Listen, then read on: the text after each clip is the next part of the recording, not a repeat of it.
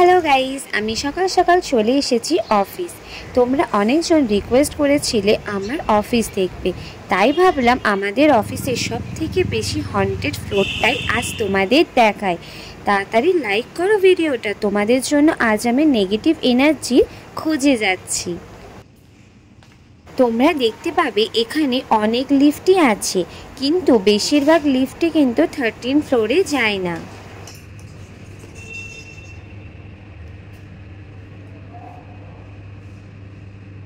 বেশি time waste না করে তাই আমি এই লিফট থেকে বেরিয়ে অন্য লিফটে উঠলাম।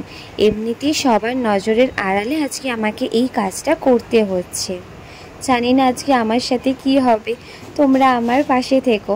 ওপরে যাই, তারপরে তোমাদের দেখাচ্ছি যে 13 ফ্লোরে কি আছে। আমি নিজেও আগে কখনো এই ফ্লোরে যাওয়ার কথা ভাবিনি। আমি যেটা শুনেছি যে কোনো বিল্ডিংয়ে 13 ফ্লোরটা খুবই হন্টেড হয়। তোমরা দেখলে বুঝতেই পারবে এই ফ্লোরে কেউই আসে না, একদমই ফাঁকা। আগে এখানে অফিস হতো, কিন্তু কিছু কারণের জন্য এখানে আর কোনোই অফিস হয় না। এই ফ্লোরটা একদমই খালি পড়ে আছে এখন। তোমরা তো জানো এইসব জিনিসের দিক থেকে আমি কত বড় ফালতু। তার উপর থেকে যখনই আমরা 13 ফ্লোরে এন্ট্রি করেছি তখন থেকে এখানে এত বাজে স্মেল আর এতটা নোংরা। আমরা এই ফ্লোরে বেশি সময় আমরা থাকতেই পারিনি। যতটা সম্ভব হয়েছে ক্যামেরার মধ্যে আমরা তাড়াতাড়ি ক্যাপচার করে বাইরে বেরিয়েছি। ঘুরতে ঘুরতে দেখতে পেলাম এখানে একটা মাত্র উইন্ডো ওপেন ছিল।